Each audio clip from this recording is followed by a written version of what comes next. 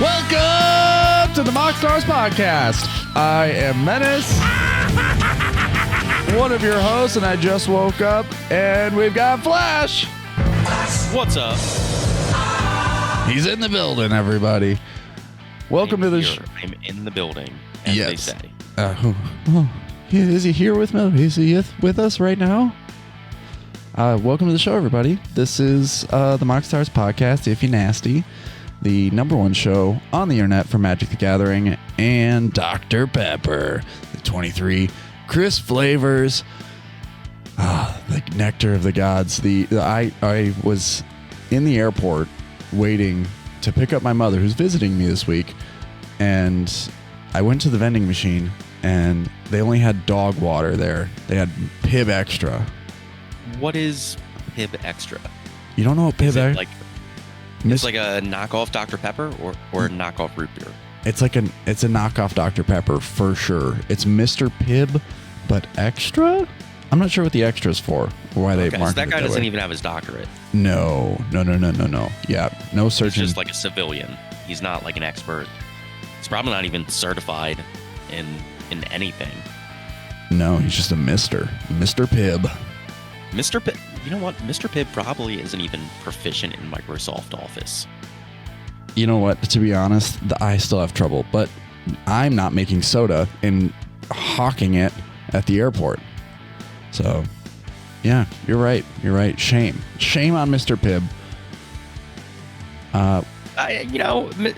Pibb's out there grinding. He's just trying to make a living. I respect that. But Dr. Pepper is an expert, respected in his field, a surgeon master general. Exactly. Legendary human. But Mr. Pibb's not a bad guy. We're not saying that Mr. Pibb's a bad guy.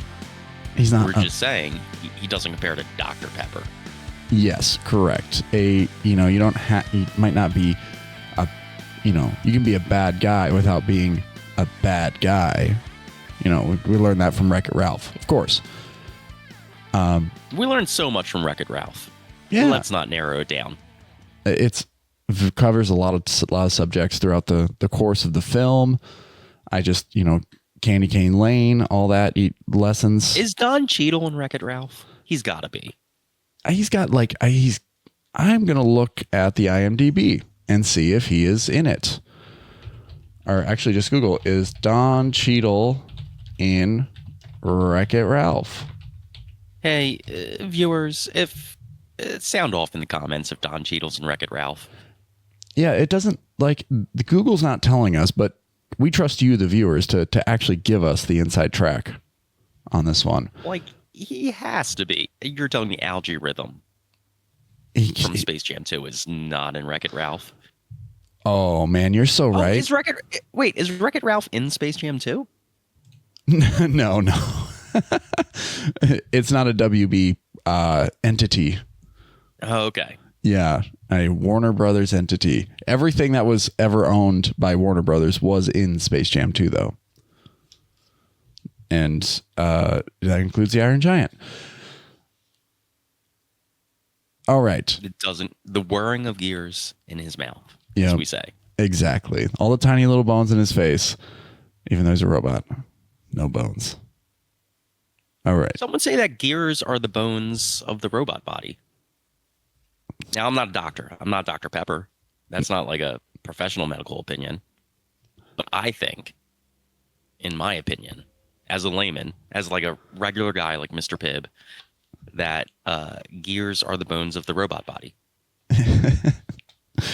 I'm on board with this.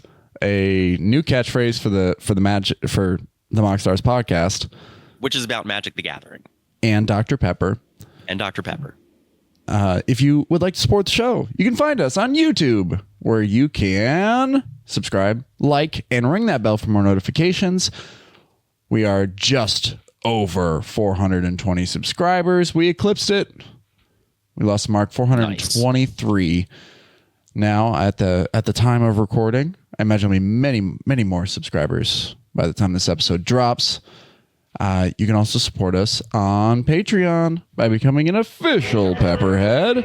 For $3 a month, you can support the show. You can also support the show by becoming a Cherry Vanilla Pepperhead for $5 a month.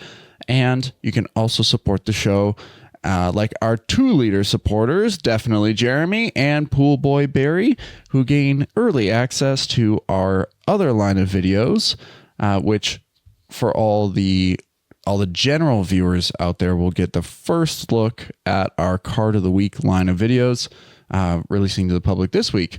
They will be able to see my thoughts unfurled on Food Chain, whereas our lovely 2-liter supporters have already been able to see it for about a week now. So we've also got Ravenlift hanging out in the MoxStars Dr. Pepper Lounge, collecting those hats. Keep on that road, my guy. Almost there to the exclusive 1-of-1 bucket. This week, our Card of the Week, I haven't even pulled it up, is Mirrormade. The card I'm thinking of is a blue enchantment. Absolutely. Enchantment. And it copies target enchantment or artifact on the battlefield. Yes, sir. It's for 3 mana. Yeah. Yeah, it's almost like you have it in front of you. I don't actually. That's a good memory you got. That was from my memory palace. Nice. Yeah. Mirrormade. I was pleasantly surprised. And today's main subject, what we'll be talking about, is a reflection on the tournament that I just played called the Justin Invitational. It was one of our supporters, Tordeth, his last tournament in the Pacific Northwest. And man, was it quite the show. In Mirrormade had quite the impact. Not something I was expecting, but there were a few cards over the course of the day that really did shock me. Like there was one stifle moment that and I'll talk about it in our 4th round, completely saved the game. And a well-played stifle. That's what that card is for.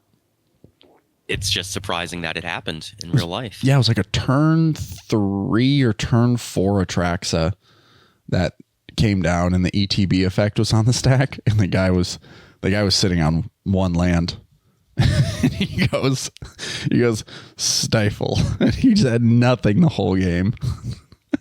Good boy. Yeah, it was a beautiful, beautiful moment, but I will talk about that later on. Mirrormade made an appearance that was genuinely shocking, and if you want to hear our thoughts unfurled on Mirrormade, you can subscribe at the 2-liter tier for $10 a month, get early access to that, support the show, and gain 2 entries into each of our bi-weekly giveaways. That is another thing that you gain by supporting us at the Cherry Vanilla Pepperhead tier, is you gain an entry into this week's giveaway, which is a copy of the Helga deck, which I just top 16'd with at this tournament. Now, we talked about this deck on the podcast. We did. We have a previous episode about it as well. Yeah. I'm slowly falling in love with the deck. Okay. It's out of all the feedback I got over the course of the final or these last 2 weeks as I was brewing this baby up. If you guys are listening for the first time, you were at the tournament and you heard about Helga, or you are unsure of what Helga does, it's a green, white, blue Bant. So Bant Frog Druid that whenever you cast a creature spell with mana value 4 or greater, you draw a card, gain 1 life, and put a +1/+1 counter on Helga Skittish Seer. So and then you can tap it for X mana of any one color, where X is Helga's power, and then spend this mana to only cast creature spells with mana value 4 or greater, or creature spells with X in their mana cost. So it seems quite limiting, but there are a lot of different cards and strategies that work alongside it that make for quite an interesting brew. So I took this deck to tournament, but we were mostly there to celebrate Justin and celebrate all the things that he, what he means to the community, what he's done for the community, his Kobe Bryant mentality. He's sort of he's got that Mamba mentality where he's like, we should be grinding to get better. We should be grinding to win. And this team, which he's always had that like team mentality too, is just like, I want this team to be freaking strong, man. Like every day that we're here, we're working to get better. So he's been a huge a really great fixture in the PNW cEDH scene. We wish him the best of luck as he moves out to Ohio and continues to take his Nia guy gon' do attitude out there, because man, the first round. So as we get into this tournament, we all get, into our first rounds, and we're still sitting there shuffling. Like our table hasn't quite mulliganed to start the game. And all of a sudden there is an uproar at the second table. And everyone's like, what is going on? And it's Justin, and he's like flexing, and he's like, let's go. He won his game in 90 seconds. Okay. Yeah. With Rocco, Cabaretti Caterer. So love to see it. Yeah, he's definitely a Nia guy, and he's gonna do. So what was the line of play? Oh man, I'm not sure off the top of the dome. But his opening hand was a Llanowar Elf, a food chain, 2 lands, and I think there was a creature tutor in there or something like that to basically get Squee to the top super quick, and then land that. Basically, he Llanowar Elfed, cast a food chain. It must have had an additional mana in hand, but exiled the elf after casting a food chain to cast a Squee, and then boop, game over. Wow. Okay. Yeah. So super quick, super unassuming start, which probably led to people like not setting themselves up to be able to interact, like, or leaving mana open, or it's also they saw a Nia deck in whatever seat he was in, and they were like, well, we don't need to hold up interaction right now. Yeah, I imagine he was in seat 1 or 2. Mm-hmm. So yeah, it was crazy. Like round 1. Yeah, just like his tournament, his invitational, 90 seconds, boom, win. it was showing him why it was named after him. Yep, it was super epic. But I sat at my first round table, and I was in seat 4. Barf. Super sucky. But it was against Gitrog Monster, Luma, which was very interesting. I've pulled up a deck list. I want to show you guys that. And then I can't quite remember. Oh, it was Blue Farm. So the first round, Blue Farm, Luma, and Gitrog Monster, and then me. I was in seat 4. Blue Farm was in seat 1. So clearly at a disadvantage with a Bant deck that is completely a Rube Goldberg machine and the deck I like to build. And I got off to a decent start, and it was just so I turn 1 a Draneth, but I'm on seat 4. So land, Chromox, drop a Draneth. And that was like, I was like, I'm in seat 4. I need to slow the game down because there are 3 other very, very, very commander-centric decks right here. Like Blue Farm needs to generate advantage through cards, through Tymna, and then Luma. I don't know what the deck does, yet. So I was like, I need to make sure that doesn't land. And then I know Gitrog, as soon as it hits, the game is likely to end. Mm-hmm. So that was my line of play right away. That's why I kept the hand that I did. I went down to 6. And so I developed a board state like by turn 4, but the other decks were also doing a lot. Blue Farm was doing nothing. Sorry, Blue Farm player. That is surprising. They couldn't get Tymna out, and that was their entire plan. And then Luma dropped a collector oof on them on like turn 2 or 3. So all the rocks that they were using to generate any type of mana, and they got stuck on 2 lands, was just, yeah, they were stuck in the mud. And then Gitrog So what happened was I dropped the Drannith, and then Blue Farm was getting greedy and was like, I really need my commander to start getting cards. So they flood mod the Drannith back to my hand, and so they could drop Timna, and that was all they did with their turn. And then it goes to Luma player, and instead of casting Luma, they scape shifted and then generated a ton of mana off of Lotus or off of a Nissa, and then when Elvish Reclaimer came down and all this stuff, really threatening board state, Field of the Dead, and then all of a sudden there's like 8 zombies on the board, and then Gitrog drops Gitrog hits the battlefield, and then we're using all of our interaction trying to stop a win attempt by the Gitrog player. So comes back around to me, I attempt to drop the Drannith again, and it gets countered. I'm like, well, no.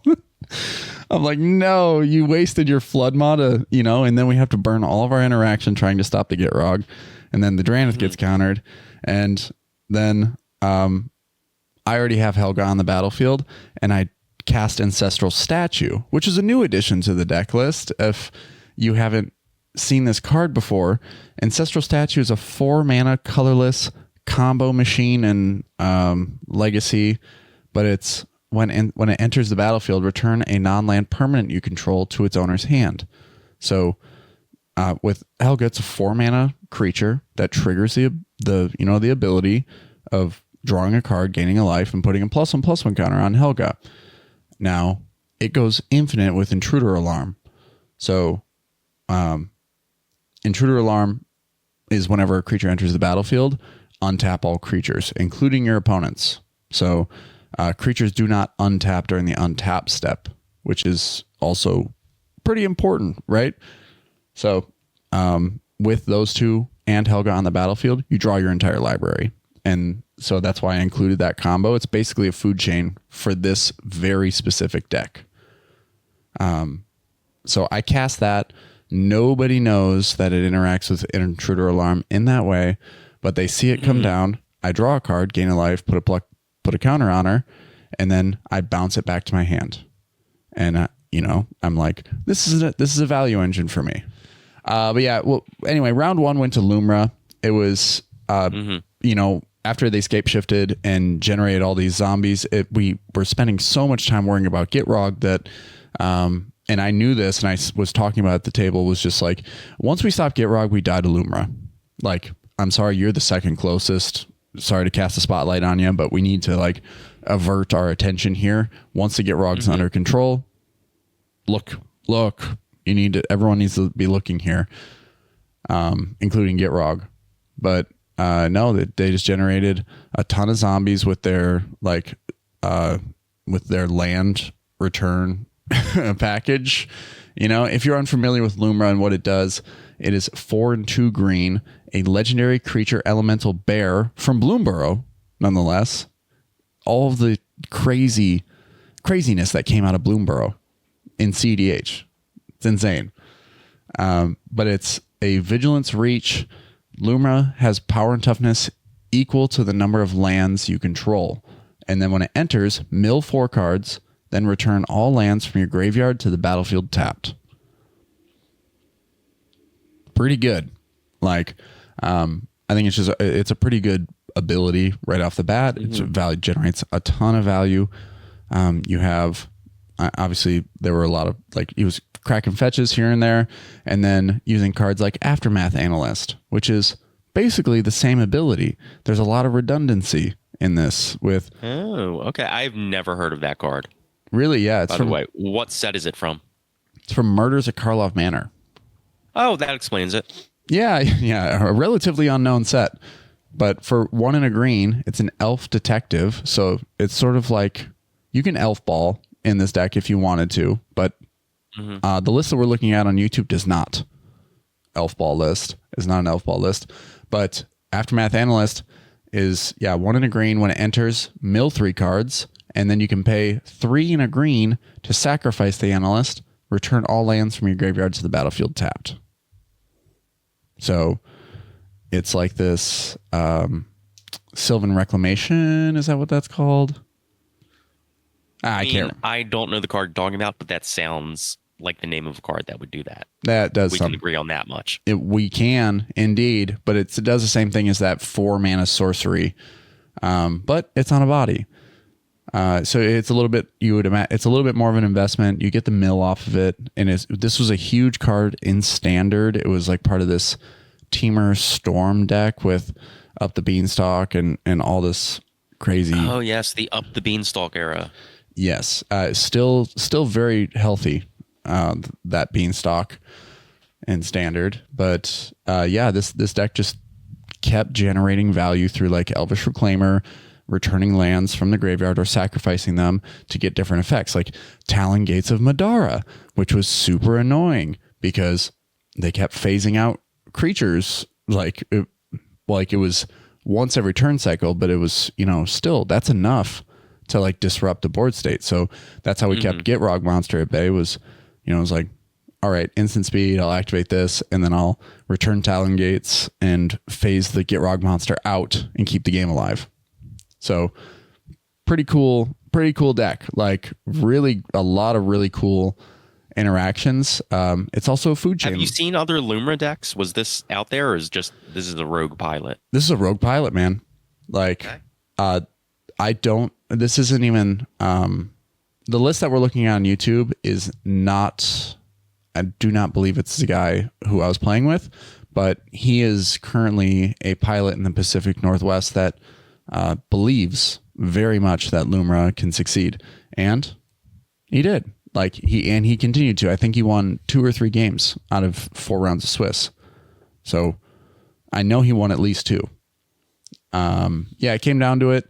And the other 2, so Gitrog basically sacrificed everything and killed themselves to try to jam the win, and they got punished for it by all the zombies. And then Blue Farm, I convinced the Blue Farm player to kill themselves on a Final Fortune. Okay. Yeah. They were like, well, I'm dead to Gitrog, and I knew at that point that Gitrog was just going to die to zombies. They weren't going to get another turn. And so I said, well, if you don't do the Final Fortune now, he showed me his hand, like, when are you going to do it? So he killed himself with the Final Fortune. Really wasn't able to do much with it. What did he do with the extra turn? Nothing? Yeah. He was under a collector roof. And so, he tried to bounce it with the Chain of Vapor and do some things, but just didn't have the right sequence of cards. And then, goes to Luma. Luma kills Gitrog. Gitrog doesn't get a turn. Comes to me. I'm still dirtling because of the ancestral, they interacted with my ancestral statue line that, and so I got knocked out there. I was just praying for a top deck. And, I got knocked out by 20 something zombies. Okay. Yep. It was a good like first game. Get my feet wet. It was cool. Love the deck. I'm excited to see where Luma goes. I'm going to pay more attention to it now that I know what it can do. And I still don't. Do you think what lost you that game is just like not knowing just knowing that Luma was going to be a threat, but not knowing where to stick your finger? I think it was that I just didn't have the ability. It operates in a way that doesn't it doesn't create many windows to like stick your finger in, because I guess, yes, if I had the interaction to stick my finger in when the scape shift went off, I would have, but I didn't. That would be the one spell that if I were to look back on the game, that's where I would have chosen to interact, because they got to pull so many more lands out of the library, and they had like redundancy through their deck to like return lands from the graveyard to the battlefield. So, in mass. And that was, I would say that was the point of interaction that would have completely derailed them. But now that I've seen it, I'm definitely like looking at it like I have to give it the respect it deserves. Yeah. At the end of the day, like every deck that sits at the table, you never know, I guess, like when obviously someone was confident enough to build it and bring it to the tournament, right? Yeah. Give it a shot. So my second round, this is where I ran into Talion, and Glarb was also in my second round. And for whatever reason, I'm spacing on who the third deck was. It was Ghost Fire Slice Kyle. Kyle from That's a Good Card, another YouTube channel. Oh, okay. Yeah, he was at the tournament, and we both got shout outs before everything. But super good dude. He's a huge Buffalo Bills fan, and they had the game on, so he was a little distracted throughout the course of the game. But he was playing Corvold, and there was a bounty on him when going into the game or going into the tournament. They said if you can Ghost Fire Slice Kyle's Corvold, Justin will buy you a pack of any cards you want. Okay. So apparently this is a growing thing because I got an invitation to their Discord server, and there is a channel that is called Kill Kyle with a Ghost Fire Slice, or kill Kyle from That's a Good Card with Ghost Fire Slice. So there's a whole in it. I was like, oh, what's this, like five comments on this channel or whatever? It's like, no, they've been talking about this for months. Like when is someone going to claim this bounty? And it happened in the first game in the tournament. So or first round that someone finally killed Kyle, or killed basically he tried to jam a win with the Witherbloom Apprentice. And someone Ghost Fire sliced the Witherbloom Apprentice, and that was enough to kill him because he had nothing going forward. So they considered that claiming the bounty, and the legend of Ghost Fire Slice continues in the Pacific Northwest. So it's still a live bounty though. People can still pursue this. Yes, to kill him specifically with a Ghost Fire Slice, that has not been done yet. Oh, okay. Yeah, but they're telling, like, basically they're all playing Ghost Fire Slice in all of their red decks, and it's not because it's a good card, and it is not a bad card, but they're doing it because of the bounty more than anything. Fair enough. Hey, listen, it's a sign of success to be out there with the bounty on your head, having haters coming for you. No bounties on my head though. Yet. Not yet. Correct. I have to create a legend with this. Yeah. Kill Menace with a Rube Goldberg machine of your own design. It's too vague. It needs to kill Menace with a 6-card combo. Oh, that's off meta 6-card combo. Off meta 6-card combo. Do it. Yeah, I need dominoes to be falling and marbles to be rolling in order for it to truly count.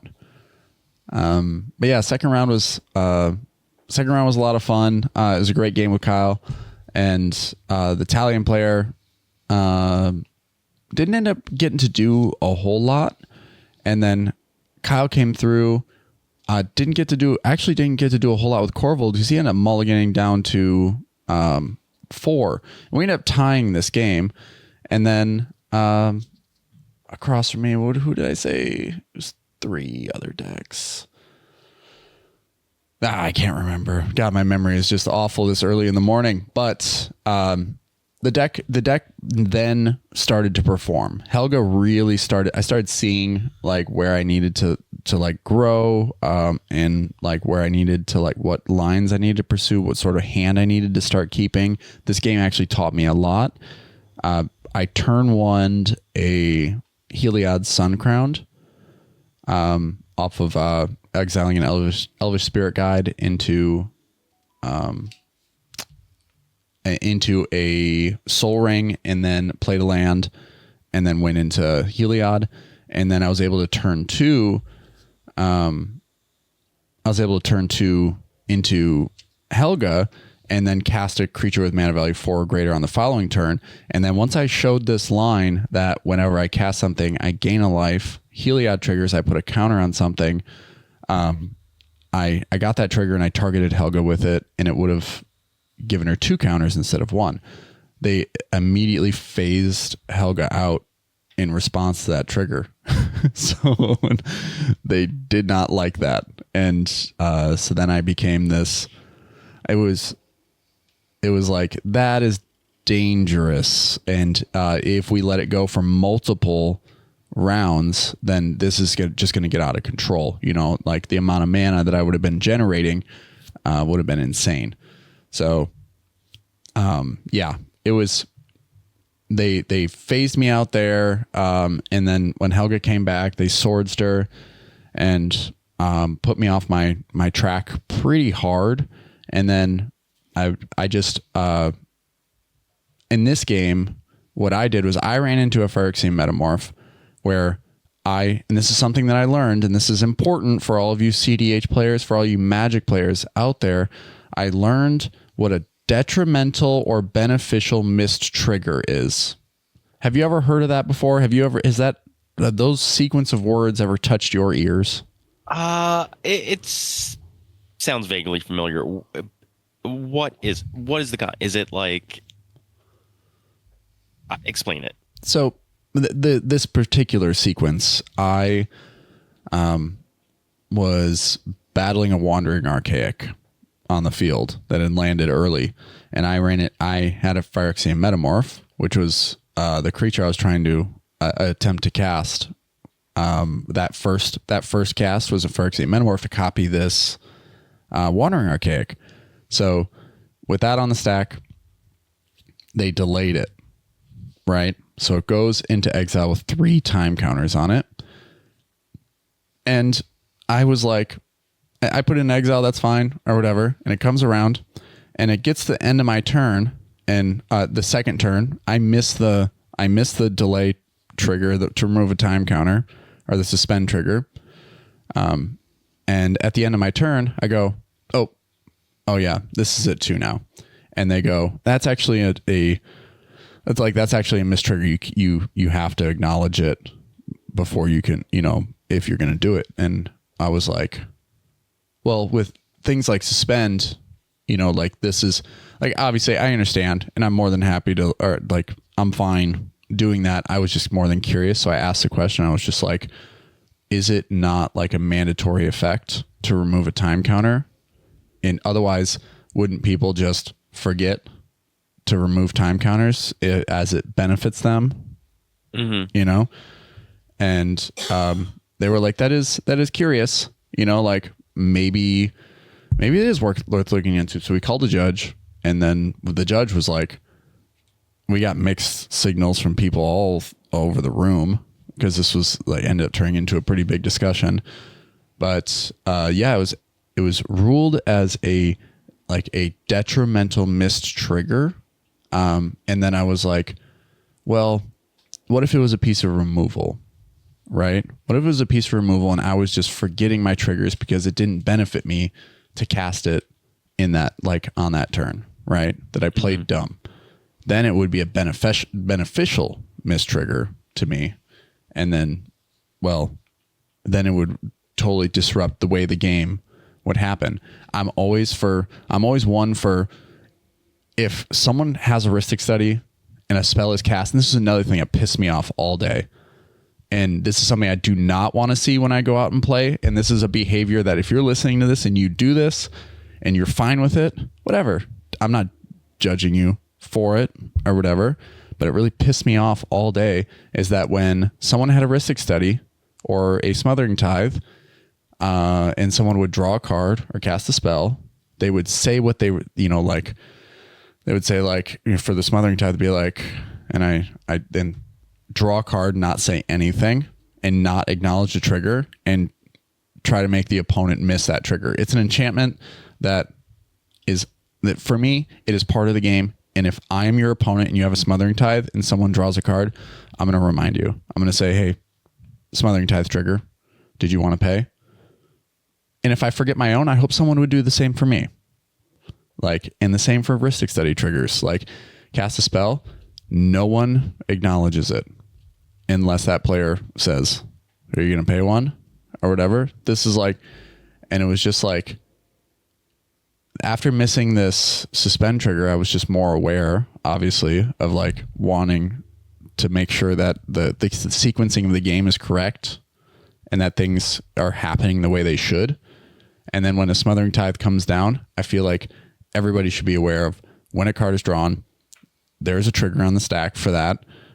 And that well, it just felt like people were trying to move through the game really quickly at times to get people to forget their triggers or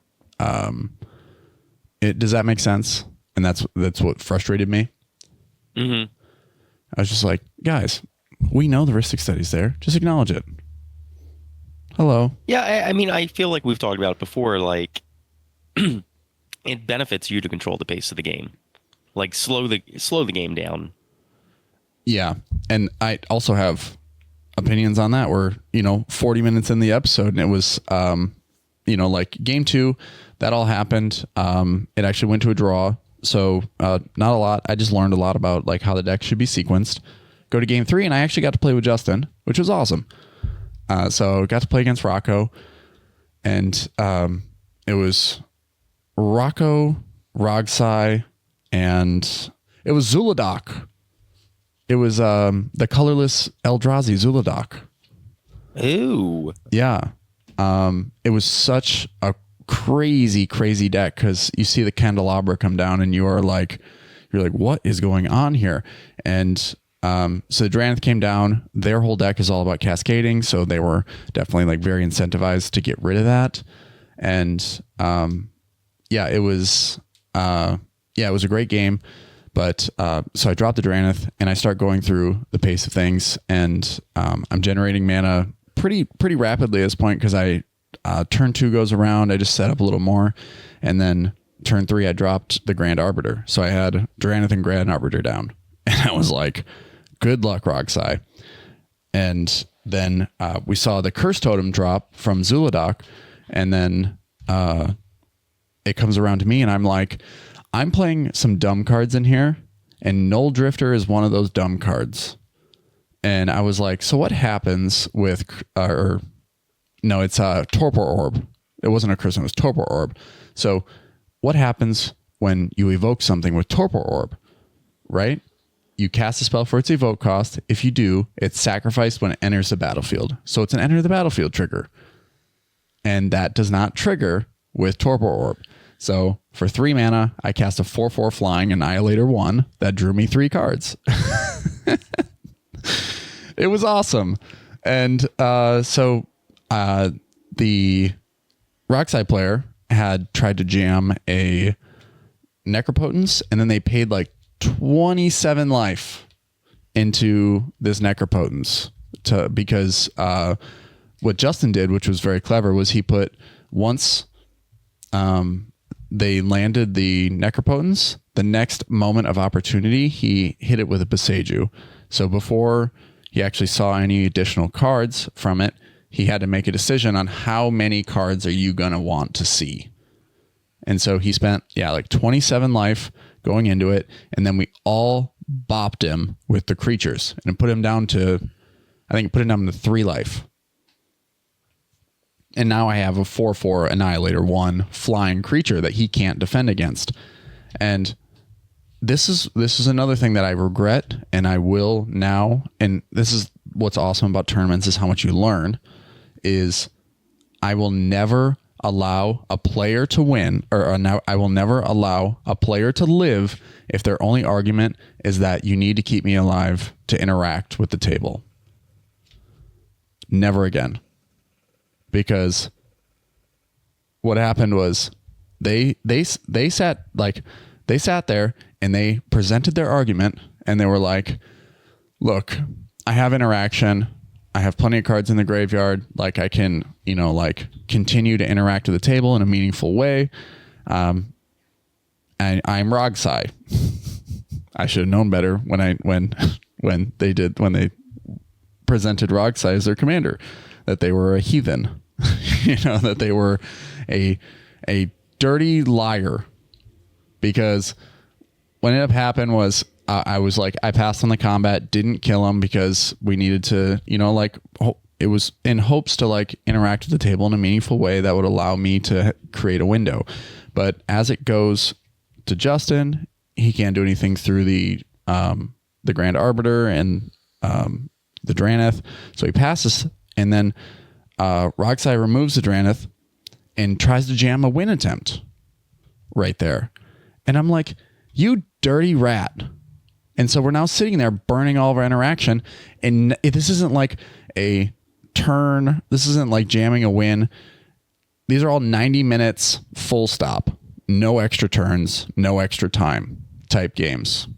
He burns 20 minutes of the game trying to jam a win attempt, thinking through his lines. 20 minutes. And I'm like, my God, pass your fucking turn.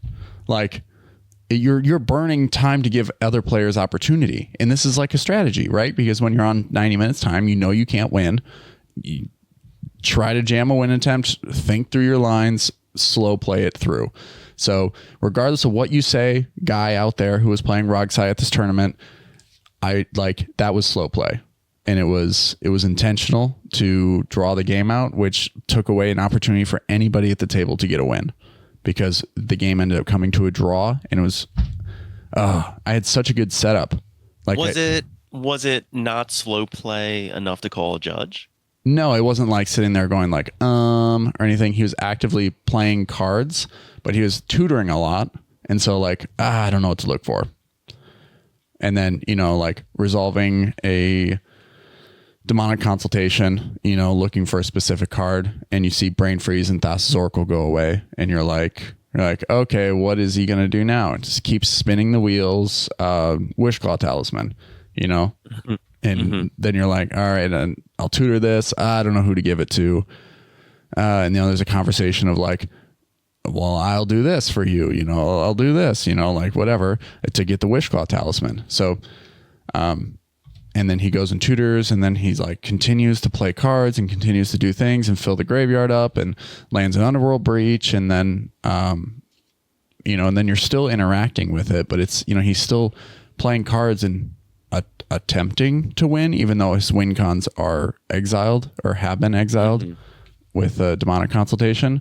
So still taking game actions, but in a way that was not meaningful, Okay. Like, it wasn't actually moving towards winning the game because there was nothing you could point to a judge and say, hey. Yeah, exactly.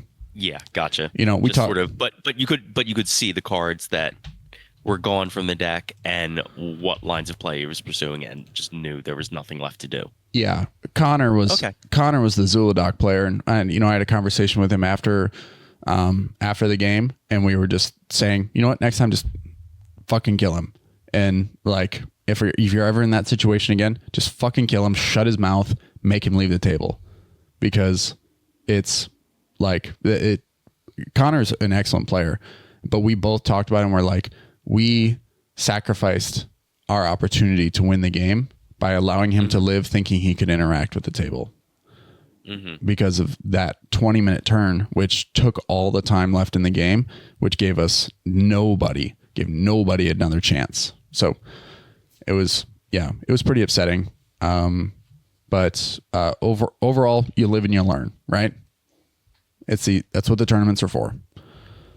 But the deck performed really well in this one. This is where I was just like, with all the time that we did have and all the turns that I did take, I was really I think I was a food chain away from winning the game, which sounds like, oh, of course you were, right? But you mean the core card of your deck's combo? You were just that card away from winning? No, I exiled a Mist Hollow Griffin to force a will to interact with the table. So I was like, I am set up. I've got the Grand Arbiter still down. Like, it's gonna be really hard, like for people to interact with me moving forward. So, I was set up really well because I had shut Justin down from playing Rocco right there, because he had shown us that he had food chain in hand as well, but since the Grand Arbiter was there, it would do nothing. Anyway, round 4 goes in. I'm at 0-2-1. I can't remember how the numbers go, but I'm at 1 loss, 2 draws, and goes into the final game. And Marcus from cEDH comes down and he sits next to me, and I was like, yeah, come watch, see what a baller does over here. Like, let me flex a little bit. Marcus is watching, and I mulligan down to 4. I get absolutely the worst hands. Well, you brought that on yourself. Absolutely, because I was saying that shit out loud. I was like, Marcus is watching me. Let's go. So, it goes in the fourth round, and at this point, I know what I'm looking for. So I have to mulligan out of bad situations that I normally would take, or like that I would have taken with less experience. So go down to 4, which is like it was like 2 lands, a Chrome Mox, and a Kinnan. And I was like, well, at least I'll be able to like play the Kinnan with whatever, like hopefully I draw something and I can play the Kinnan, right? Or it was land, Worldly Tutor, Chrome Mox, Kinnan is what I kept. And the land was green-white. It was like Savannah.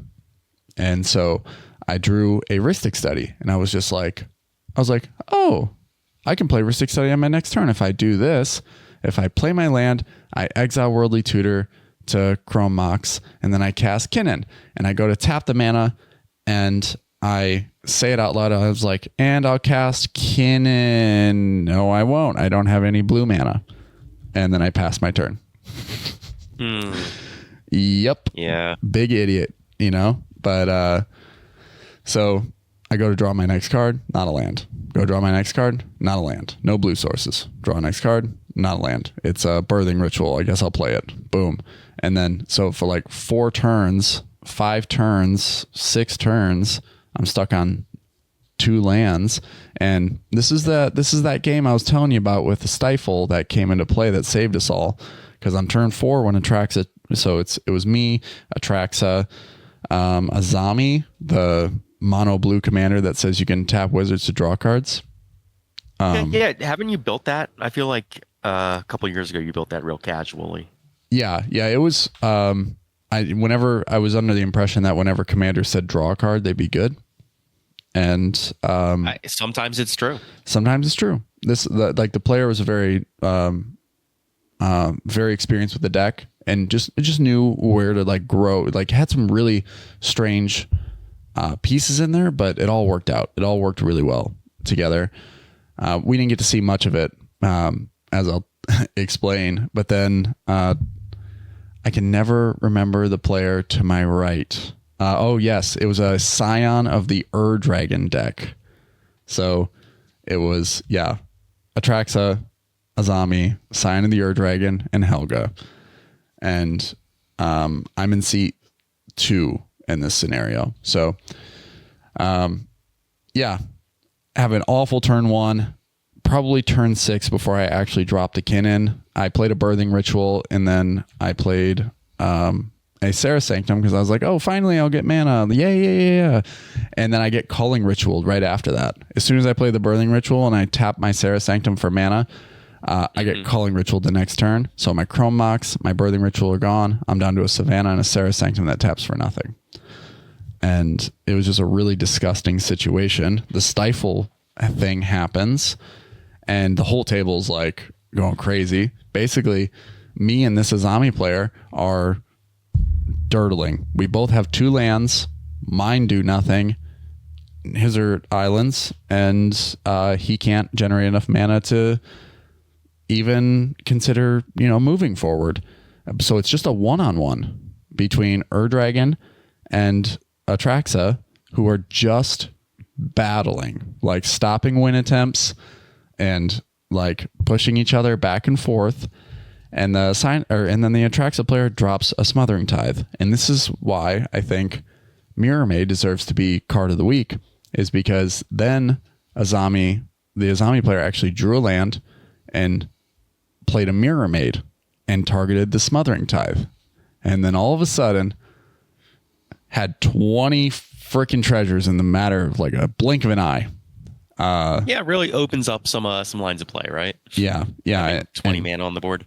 Yeah, and then I started thinking like Mirrormade is being played in this list. I've seen it twice today, and there's at the very minimum there's a high rate of enchantments being played, not a high density, but the enchantments that are being played are significantly impact the game significantly. So it is worthwhile to play Mirrormade in the same way that it is worthwhile to play Phyrexian Metamorph. You're actually... Yeah, I mean, so here's the thing. It's that versatility that might make the difference, because copy enchantment is good. Copy artifact is good. Yep. Maybe a card that does both of those things for 1 more mana is also good. Yeah, and then it was someone recommended that I play Clever Impersonator in the Helga deck because it goes onto the stack as a creature, but it enters as any non-land permanent. So I'm considering it, but regardless, what ended up happening in this game is that Mirrormade came down, created a ton of treasures for this mono blue player to now continue interacting with the table. On that same turn, they played the Mirrormade. Before they generate all the treasures, it comes back around to me. I finally get a blue source. I play the Kinnan, and then I'm able to tap for additional mana. I ended up landing an Enduring Vitality as well. And then it goes around the table one more time. And I play a land, I play another creature, and then it was a Seedborn Muse. And I have to fight. I have to fight like hell to get the Seedborn Muse to land.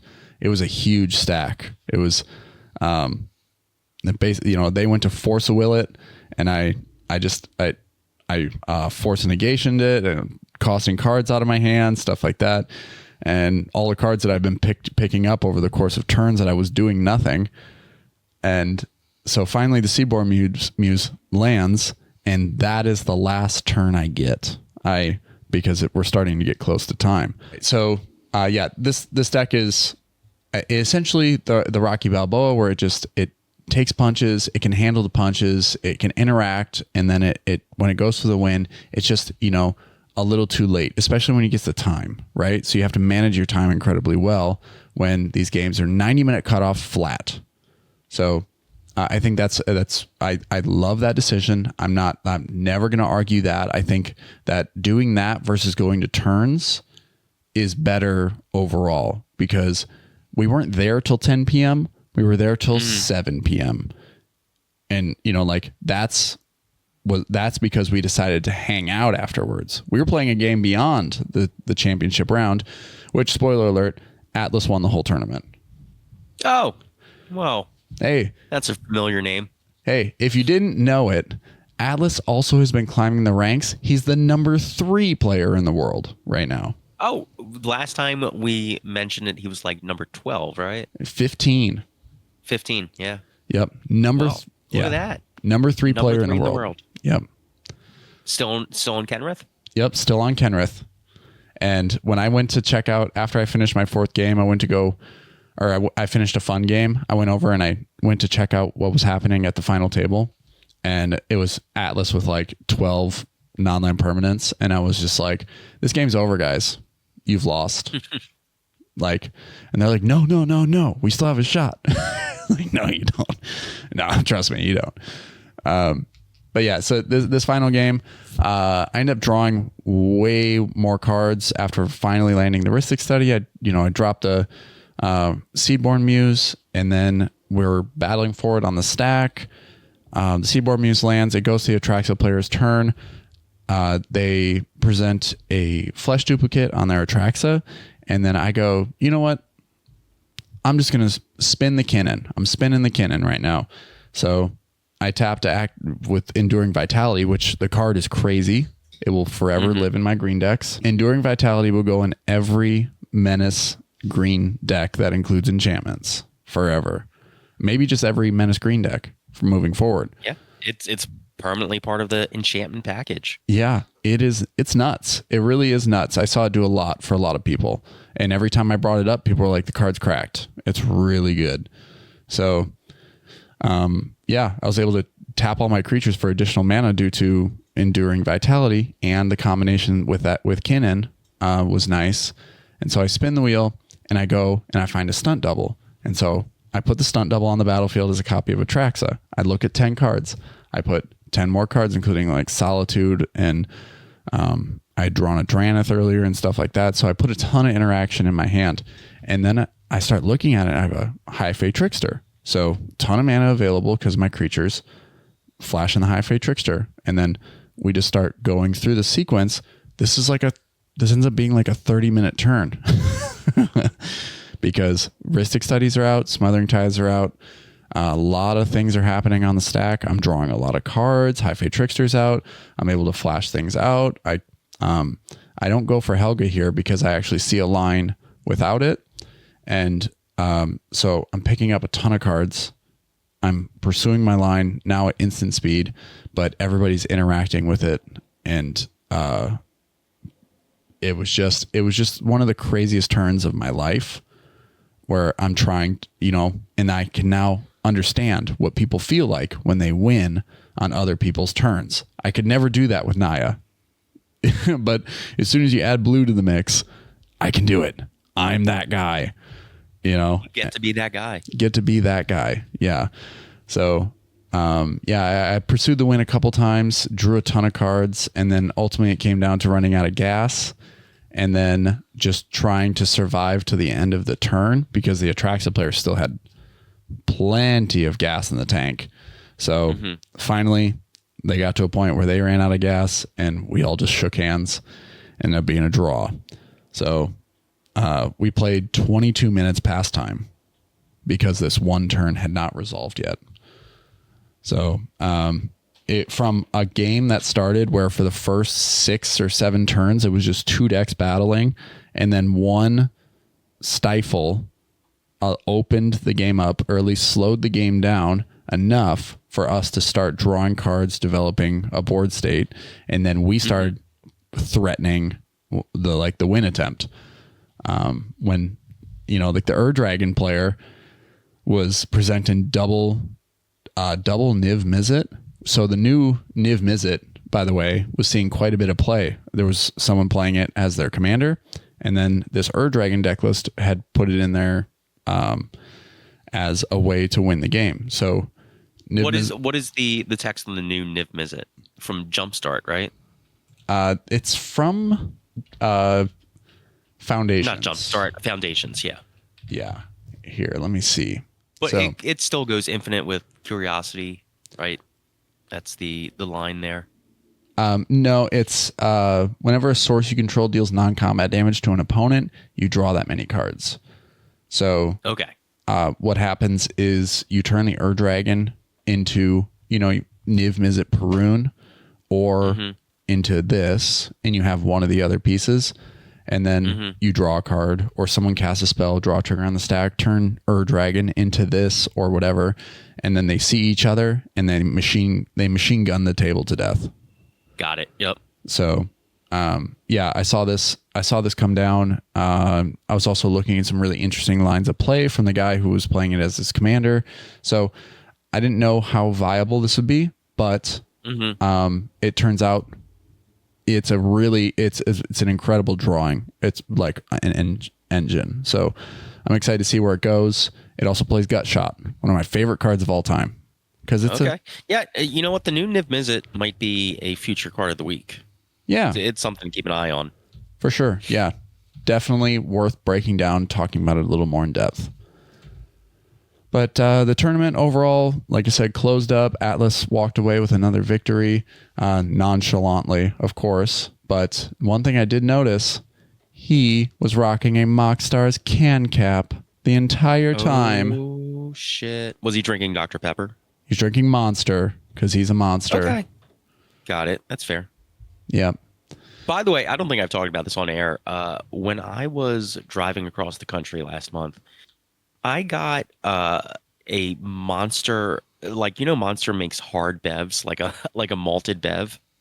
Yes. Yeah. Funny like enough, a 6% alcohol Monster. Yeah. What are you gonna say? Funny enough is, my mother who's visiting me, I was talking to her. I was like about, oh yeah, these guys, they drink Monster all the time and stuff like that. She's like, I drink Monster, and I was like, what? You're in your 60s? And she's like, yeah, I drink the Monster beers. And I was like, they make beer now? They make beer? Like the malted beverage, Okay. Yeah. I have to disagree with your mom politely. They are not. It was. My wife was like, I can smell it through your pores.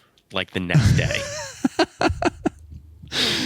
Yeah. So are they tasty?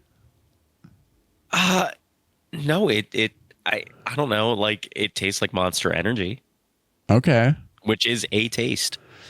That is a flavor. I'm not one for energy drinks, but I will and exclusively drink energy drinks at MagicCon when I'm in Vegas. That is like the only time I will like. What about partake. Magic on Chicago? I'm gonna do my best to have a lot of natural Dr. Pepper energy. Okay. Yeah.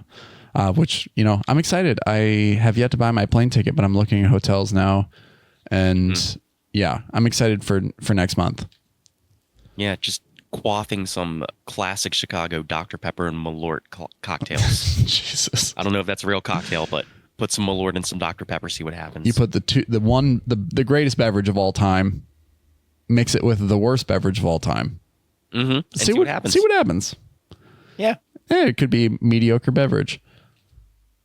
But then you'd be disgracing. Could be a new strat. Could be disgracing the doc, man. But yeah, regardless, we'll be at MagicCon Chicago playing games, jamming, reconnecting with other friends and stuff like that. If we have met you, seen you at MagicCon, go to MagicCon Chicago. We'll see you there.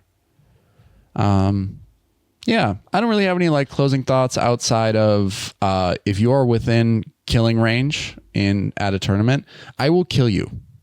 I will now kill you. I think it's best to just clean up the table. If you're like, I will continue to keep the game alive. No, fuck you. Like, I'm sorry. But leave. I need you to leave. Especially if it's hard 90-minute rounds. Exactly. Like, that person's just gonna be breathing your air, and they're not going to contribute anything to the state of the game. Just get rid of them. Yeah, yes, that is the thing, is that if you, moving forward, I feel like cEDH in general is taking that structure and moving forward with it. It is proving to be like, yep, if you get to 90 minutes, we're not here to waste our time, because turns, if it goes to turns, you can have 20-minute turns. Like, the game has gotten to that point most of the time. Well, then also turns is a mini game. Yeah. Yeah. It's its own subset of the game, and it becomes like a different strategy and all that sort of stuff. And I don't think it's a deterministic of who is the most skilled or deserving of the points for the win player. Yeah, so I think that moving forward, yeah, it's just like time is the way to do it. And if someone else is soaking up your time and is within killing range, you just kill them. Knock them out and just move forward with your life. You're going to get more turns and you're going to get more time with less players at the table. So kill them. And then the other thing, what was the other thing? Mirrormade is excellent, is our card of the week. We'll be expanding on that, having a little bit of discussion beyond this. And then peace out, Justin. Nye guy gonna do. Like I said, he's just been... Watch out, Chicago. Or watch out, Ohio. Yeah. Ohio, you got a demon headed your way. A Nye guy gonna do demon. And he's... just gonna dominate the cEDH scene in Ohio. Yeah, probably. He's that good. Can't go to Columbus. Can't go to Cincinnati. Nowhere to run. Yeah, he was also at the final table. So that was he was sitting there battling Atlas like he always does. It was just such a perfect tournament, in so many ways. But yeah, I had a lot of fun. I'm excited to do more. I think I'm going to make more time in my schedule to do these, to set, get reps, continue to grow. Continue to see what this Helga deck can do, especially with, new cards coming onto the scene, which hopefully I get something new for this deck with Aether Drift, which we will see at Chicago, and the story is now being told now. So we should be seeing cards within the next week, I would imagine. Spoilers at the very least. Or what gaps do you think need to be filled in Helga? What type of cards are you looking for to improve this deck? I omitted Grand Abolisher because like I've said in the past, I think if you're testing a deck, there is no shame in cutting Grand Abolisher to for your fun cards to see what lines of strategy you want to pursue. So like there's a few cuts that are more efficiencies that I need to be making to like make the deck hum a little bit better. If I cut Consphinx for a Mox Diamond, like it's like still in my deck list, but like Consphinx never lives a turn cycle. It doesn't, and it comes down very late in the game. So I cut it for the opportunity to get Helga out a turn earlier, or drop a Stax Beast on turn 1 or something like that. So I think that is definitely a cut that I made that I definitely do not regret. And then the big issue with Helga is running out of gas. You can cast a 4-mana or greater creature, get the trigger, draw a card, right? But there's a way higher chance of drawing a land or a creature that's not that, or a instant or sorcery or an enchantment. Does that mean you mulligan down to one of your Rhystic Studies, Mystic Remora, Polywog Prodigy type cards in hand? Well, the thing was, I ended up cutting Prodigy too. So really, okay, yeah, it like, even though as I reflected on it over the course of the day, Polywog Prodigy wouldn't have drawn me any cards.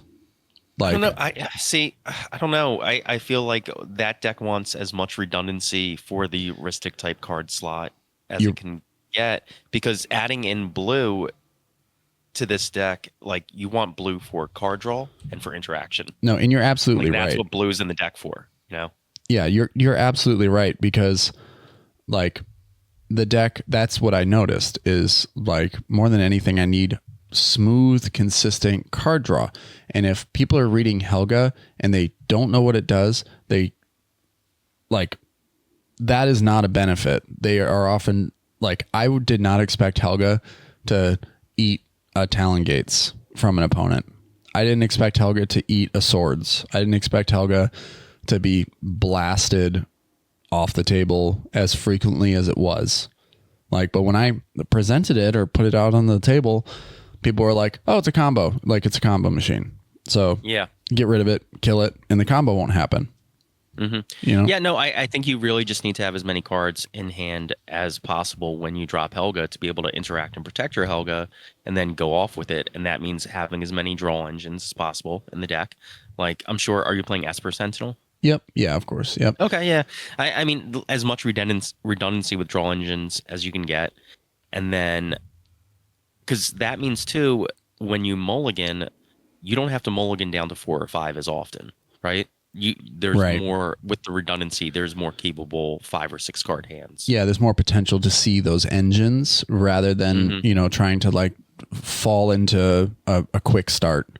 Like you can have your quick start on turn 2 or 3 as long as you drop like a Rhystic Fish, or if the Prodigy ends up proving that it can, or like if I can find a slot for it, right, that I can get that card draw engine really rolling, then yeah, the deck, I think, functions. That's why I cut Consphinx. I'm like, it's just too high on the curve, and yeah, like I need something lower. I mean, you want 4 CMC or more creatures, but at the same time, that means pretty much mostly 4 CMC creatures, maybe a couple 5 CMC, 6 if it wins you the game. Yeah, like Hullbreaker Horror is here because there are lines that allow me to win the game, and then my outlet, like Null Drifter, is here because it is technically 3 mana that gives me a 4 mana or greater trigger, right? And then Ulamog the Defiler is there because it's a win condition. So yeah, it's you bounce it after you generate infinite mana, you draw your library, you just bounce it up and down with Hullbreaker Horror, and then exile everybody's libraries. It's because the other thing too, like if you're drawing more cards, you need a lesser variety of win cons, because you're drawing into the win cons that you have more often. Yeah. Yep. So yeah, the deck definitely needs to see a few changes, and I'm excited to make those changes. One thing I will say is that Colossal Sky Turtle might be a card of the week in the future. Okay, love it. It was incredibly impressive throughout the course of the day. Everybody was playing it. If you were in the colors, they were playing it, and I saw it win games, and I also saw it save their games by using the like return target card from your graveyard to your hand ability. Like the fact it has 2 channel abilities, insane. That's insane. Yeah, channel is an extremely strong ability, and then having 2 options takes it off. Yep. Yeah, pushes it through the ceiling. But yeah, this has been the MoxStars podcast. Thank you all for listening. I know this episode went a little long, but hopefully you stuck through. You enjoyed it. We'll record or if you stick around to after this, I'll be doing the giveaway. And thank you all for supporting the show. Yeah, you can find us on YouTube. Make sure you like, subscribe, and ring that bell for more notifications. You can also support us on Patreon. Be a pepper. We have drink tokens. Dr. Pepper. Have you mentioned tokens yet? No, I haven't mentioned them. I always forget. We have sick tokens. They're on screen now. They are super cool, made by Death Milk Designs, and everybody who was at the tournament who got to see them, they're the sexiest things ever, right? They're so cool. And even Justin thinks they're so cool. He's taking them to Ohio with him. He bought an extra set off me before he took off. Yeah. But yeah, you can support us on Patreon by becoming an official Pepperhead. Be a Pepper for $3 a month. You can also support us by becoming a Cherry Vanilla Pepperhead, like maybe Anthony, KB.